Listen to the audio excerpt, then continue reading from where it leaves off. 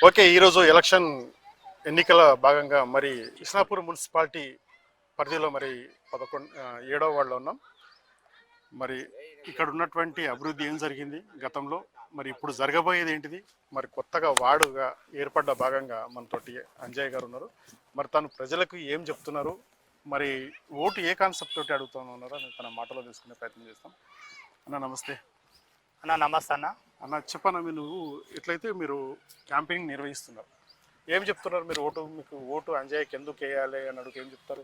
అన్న నేను గత మా పడంచర్ మండల్ ఇస్నాపూరు మున్సిపాలిటీ పరిధిలో ఉన్న చిట్కుల గ్రామం, ఆ చిట్కుల గ్రామం నుంచి నేను 7వ వార్డు నుంచి పోటీ చేస్తున్నా. ఇప్పుడు బీఆర్ఎస్ అభ్యర్థిగా నాకు హరీష్ రావు అన్న ఆధ్వర్యంలో నాకు టికెట్ ఇచ్చడం జరిగింది.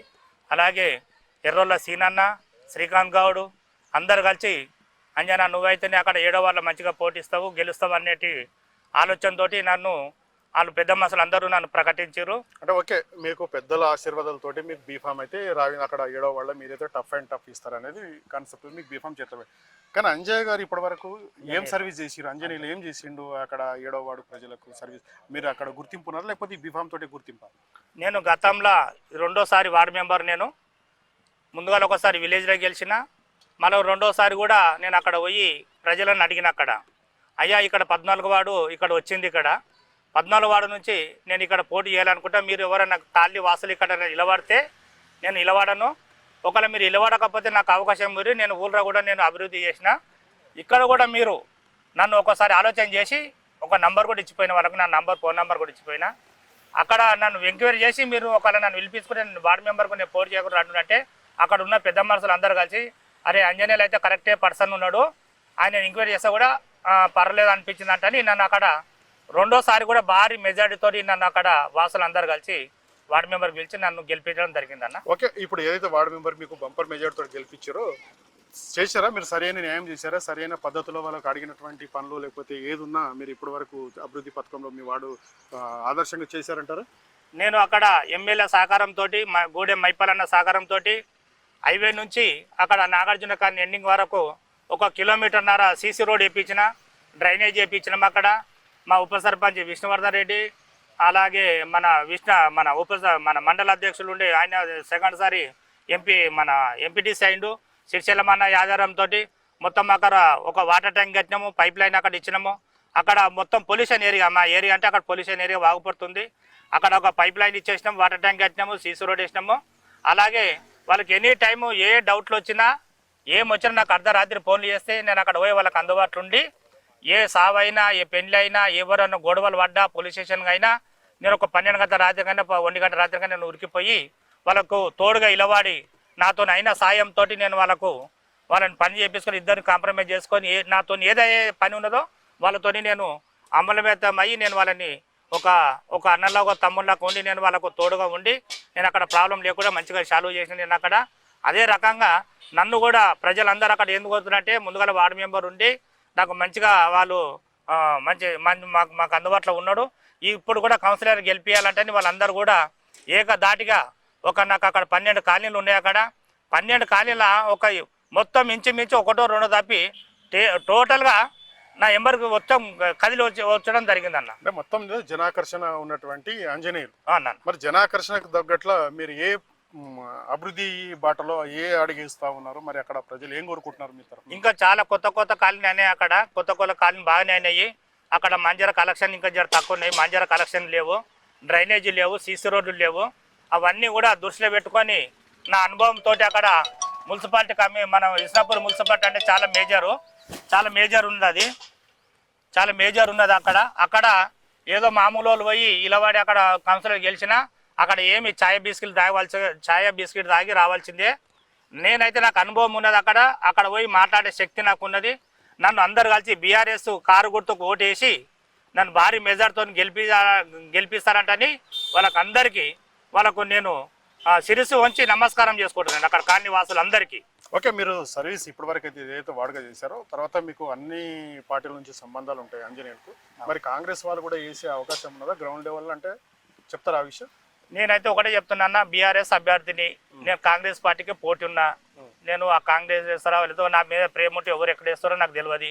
నేనైతే బీఆర్ఎస్ అభ్యర్థిని కాబట్టి ఖచ్చితంగా నేను గెలుస్తున్నా అంటని నాకు ఒక ప్రజలు నమ్మకం ఇచ్చారు. ఆంజనేయులు అయితేనే కరెక్ట్ షూటబుల్ అంటని తలారి ఆంజనేయులు ఖచ్చితంగా గెలుస్తున్నట్టు అక్కడ ప్రజలు డిక్లేర్ చేసినట్టు నాకైతే తెలుస్తున్నది. అంటే ఇప్పుడు ప్రజలు నిర్ణయించుకున్నారు, మీరు ఓన్లీ బీఆర్ఎస్ పార్టీకే ఓటు అడుగుతారు, కాంగ్రెస్ వాళ్ళకు ఓటు అడగరు.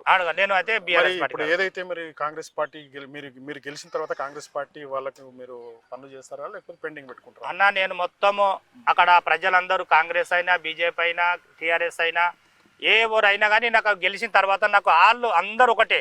నాకు ఒక వార్డే కాదన్నా, నాది 7వ వార్డే కాదు. నేను విలేజ్లో కూడా 2 మాటలు నేను మెంబర్ గెలిచిన. ఆ విలేజ్ మొత్తం చిటుకుల విలేజ్ మొత్తం నాకు సంబంధమే.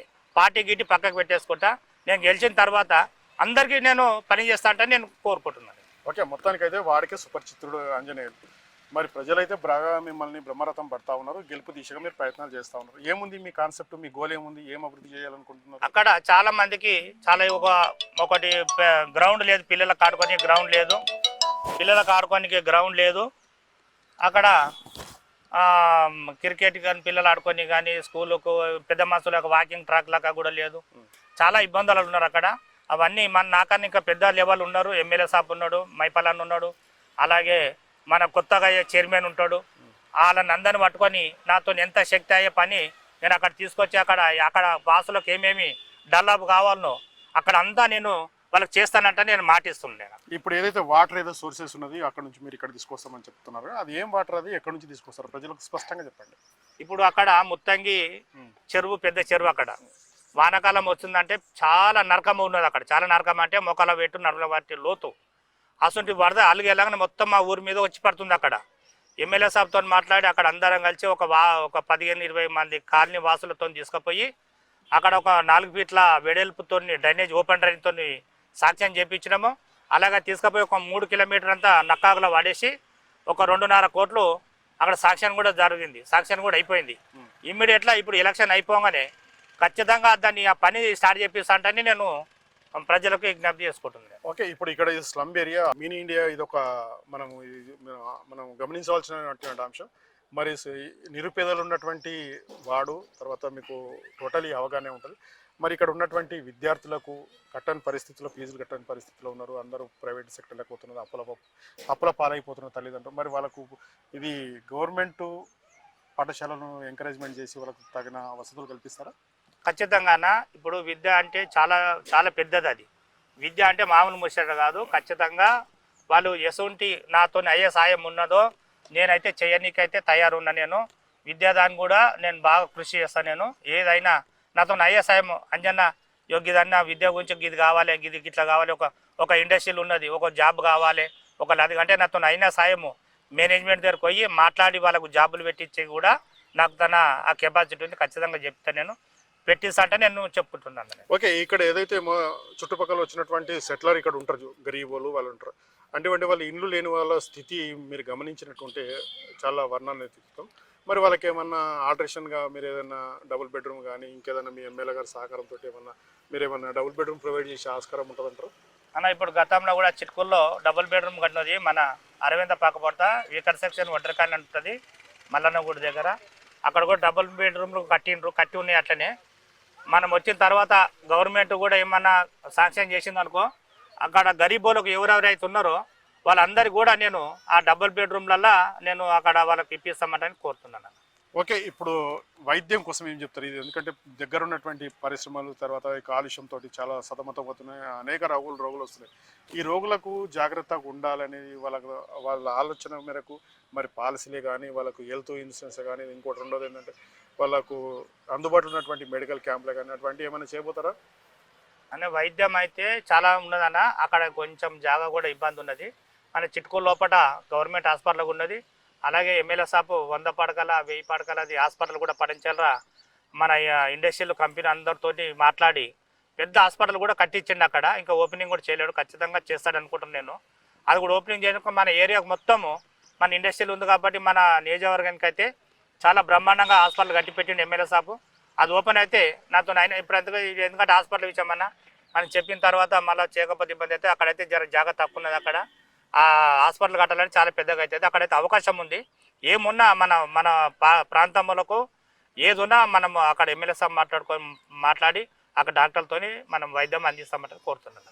ఓకే, మీరు ఏదైతే ఇప్పుడు కార్పొరేట్ కౌన్సిలర్గా మీరు ఏదైతే సీటు మీద ఖర్చు చేశారో గెలిచిన తర్వాత ఎంత కబ్జా చేస్తారు, ఎంత అక్రమాల సంపాదన, ఎంత ఎంకరేజ్మెంట్ చేసుకుంటారు, ఏమైనా అవాయిడ్ చేస్తారా లేకపోతే సంపాదన దిశగా వెళ్తారా?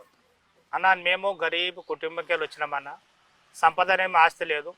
ఉన్న కాడికి మేము ఒక ఎకరన్నర భూమి, ఎకర భూమి ఉన్నది మాకు డబ్బు మీద ఆలోచన లేదు. ప్రజల సేవ చేయాలంటని, ప్రజలు ఎంబడి ఉండాలంటని మేము కోరుకుంటున్నాము. నాకు ఆస్తులు అవసరం లేదు, ఏదో సంపదలు అవసరం లేదన్న. నేను కూడా మెంబర్కు 2 మాటలు వేసిన, నాకైతే వాళ్ళైతే నా మంచితనం చూసో నా ఏందో చూసో నాకైతే 2 మాటలు వాళ్ళు భారీ మెజార్టీతో గెలిపించారు. ఇప్పుడు కూడా నేను అలాగనే ఉంటా. నేను అప్పుడు ఎట్లున్నానో కౌన్సిలర్ అని కూడా అదే రకంగా నడుస్తా. నాకు డబ్బు మీద ఆలోచన లేదన్న, నేను ప్రేమలతో బతకాలంటని కోరుకుంటున్నాను నేను. ఓకే, ఏదైతే తనకు 2 సార్లు అవకాశం ఇచ్చారో ఇక్కడ వార్డు మెంబర్గా ప్రజలు, మరి అద్భుతంగా నేను అభివృద్ధి చేశాను మా వార్డు, అదే వార్డు సిస్టమ్ తోటే మరి ఇక్కడ ఏదైతే నాకు ఇచ్చినటువంటి వార్డు ఏడో వార్డు ఉందో, మరి గ్రౌండ్ లెవెల్లో కాంగ్రెస్ పార్టీ నాయకులు కూడా నాకు గ్రౌండ్ లెవెల్లో ఓటు కూడా వేసే అవకాశం ఉంది. మరి తన మంచితనమే తనకు రేపు పొద్దున్న గెలుపు వస్తుంది. మరి నాకు ప్రజలు ఆదరిస్తున్నారు, ప్రజల మెప్పికే నేను కాంటాక్ట్ చేస్తున్నా. మరి ప్రజల ఆదరణ చాలా ఉంది. ఖచ్చితంగా నేను గెలిచిన తర్వాత ఏదైతే నేను ఇస్తున్నటువంటి హామీలు ఖచ్చితంగా నేను నెరవేరుస్తాను చెప్పేసి మనతో చెప్తాను.